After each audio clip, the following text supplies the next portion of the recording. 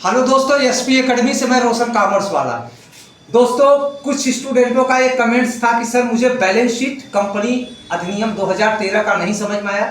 तो दोस्तों, मैंने एग्जाम में एक ऐसा क्वेश्चन डाला है जो कि 2009, 2013 और कई वर्षों से वो क्वेश्चन आ रहा है। तो मित्रों, वो क्वेश्चन करना जो मैंने पोस्ट पे डाल रखा है, क्वेश्चन नंबर 15 मैंने पोस्ट पे भी डाल दिया है। यूपी बोर्ड के कई सालों में ये लगातार पूछा गया है, 9 में भी पूछा गया है, 13 में भी पूछा गया है।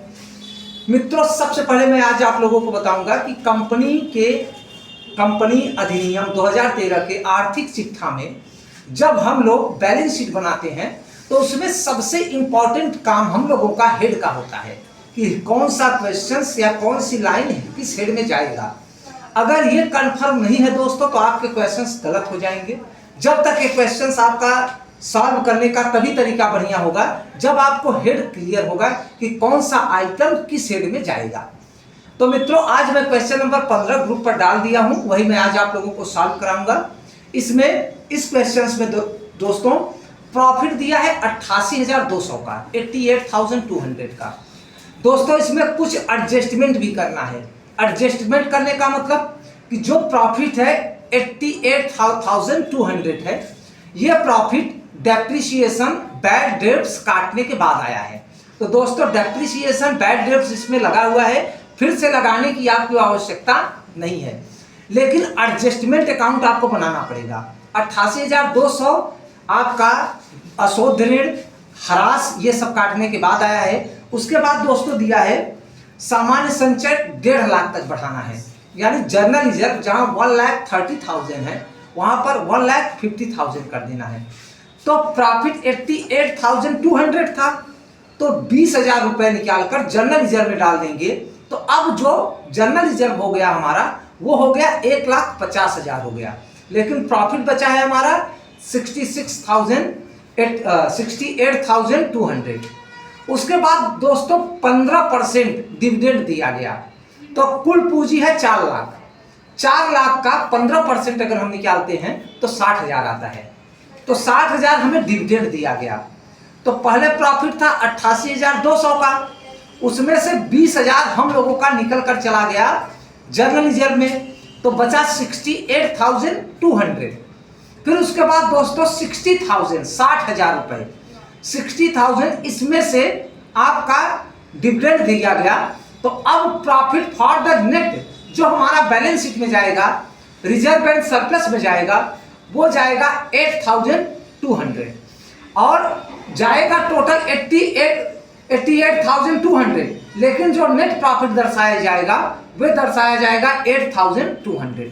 तो सबसे पहले दोस्तों हम रिजर्व एंड सरप्लस में आते हैं। लायबिलिटीज में पहला होता है शेयर होल्डर फंड।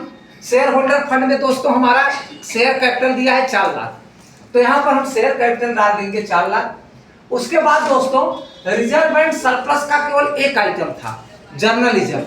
वो जर्नल रिजर्व 1,30,000 था, 20,000 रुपए प्रॉफिट से निकाल कर जोड़ा गया, तो जर्नल रिजर्व हम लोगों का हो गया 1.5 लाख रुपए। और इस साल का जो डिविडेंड दिया जा रहा है वो 60,000, तो ये लायबिलिटीज है दोस्तों शेयर होल्डर फंड की, तो डिविडेंड दिया जा रहा है 60,000। अब जो हमारा नेट प्रॉफिट बचा वो बचा 8,200, जो हमारा नेट प्रॉफिट बचा वो बचा है 8,200। अब दोस्तों इसको हम टोटल ऐड करते हैं तो हमारा 8,200, 60,000, 1,50,000, तो आ गया 2,18,200। उसके बाद दोस्तों और आइटम देखते हैं कि कौन सा ऐसा आइटम है जो कि हमारे बैलेंस शीट में आएगा। मित्र, आप कोई चीज काटिएगा मत, फॉर्मेट पूरा बनाया करिए, क्योंकि जब आप जॉब में जाएंगे दोस्तों तो जॉब में मैंडेटरी है आपका फॉर्मेट बनाना, नहीं है नहीं लिखी है, लेकिन बनाना मैंडेटरी रहेगा दोस्तों। उसके बाद यहाँ पर हमारा दोस्तों कोई आइटम है ही नहीं, जो कोई आइटम नहीं है सब नील है। लेकिन दोस्तों करंट लायबिलिटीज में ट्रेड पेबल में 2 आइटम आएंगे। ट्रेड पेबल में बिल्स पेबल आएगा और हमारा एक आइटम और आएगा ट्रेड रिसीवेबल में आएगा बिल्स पेबल और क्रेडिटर, दोनों को ऐड कर देंगे। बिल्स पेबल और क्रेडिटर को ऐड कर देंगे तो आ गया 94,000। और हमारे कहने का तात्पर्य है दोस्तों, ऐसे आइटम जो कि हमारे लाइबिलिटीज में आ सकते हैं। वो आ सकते हैं यहाँ पर जैसे बिल्स पेबल और क्रेडिटर, ये दोनों ट्रेड पेबल के आइटम होते हैं। तो आप दोनों को इकट्ठे जोड़कर आप दिखा सकते हो 94,000, और वर्किंग नोट में भी दिखा सकते हो दोस्तों, ट्रेड पेबल बराबर 4,000 प्लस 80,000 क्रेडिटर इक्वल टू 94,000। उसके बाद दोस्तों यहाँ पर रिजर्व एंड सरप्लस में 3 आइटम हो गया। 8,800 तो प्रॉफिट बचा हमारा। 88,200 में अगर हम 60,000 डिविडेंड के लिए निकाल दें और 20,000 रिजर्व को बढ़ा दिया तो 80,000 तो निकल गया हमारा।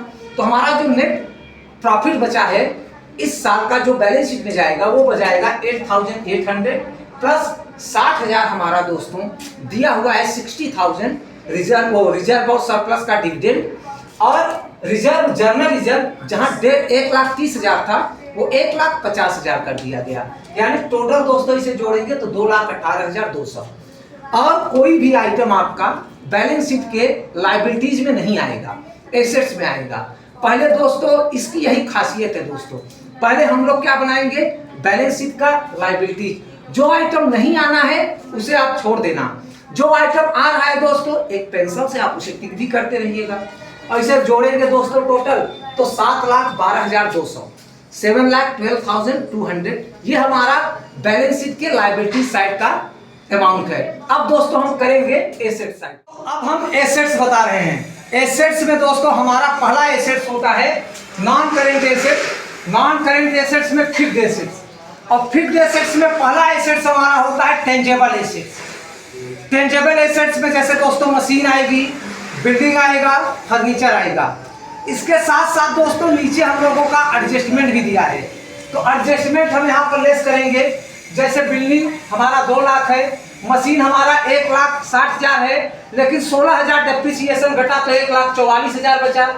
और फर्नीचर हमारा दोस्तों 40,000 है, 15% अगर फर्नीचर घट गया तो फर्नीचर हमारा बचा 34,000। टोटल टेंजेबल एसेट्स को जोड़ेंगे तो 3,78,000 आएगा। उसके बाद दोस्तों हमारा है non current investment 60,000। Non current investment है 60,000 नॉन करेंट इन्वेस्टमेंट लिख दिया। उसके बाद दोस्तों हमारा अंतिम रहतिया को हम लोग इन्वेंट्री बोलते हैं, 1,30,000 डायरेक्ट दिया है। उसके बाद दोस्तों ट्रेड रिसीवेबल में डेटर जितना दिया है 5% डेटर को घटाना है, क्योंकि ये समायोजन में दिया है, तो 72,200 बचा। अब 22,000 दोस्तों हमारा ट्रेड रिसीवेबल का पार्ट यानी बिल्स रिसीवेबल है। दोनों को जोड़ेंगे तो 94,200 आया। और 50,000 हम लोगों का बैंक में पैसा है, कैश एट बैंक। कहने का तात्पर्य है दोस्तों, जो आइटम एसेट्स के बचे हुए हैं वे आइटम, कुछ आइटम टेंजेबल में जाएंगे। टेंजेबल में जाने से पहले हम लोग जितना डेप्रिसिएशन वगैरह है टेंजेबल एसेट्स का कम करके तब लिखेंगे। जैसे यहाँ पर मशीन को कम किया और फर्नीचर को कम किया, अशुद्ध ऋण को कम किया, यानी कि अशुद्ध ऋण डेटर पे लगाया जाता है। डेटर दिया है 76,380, 5% कम करने के बाद बचा 72,200।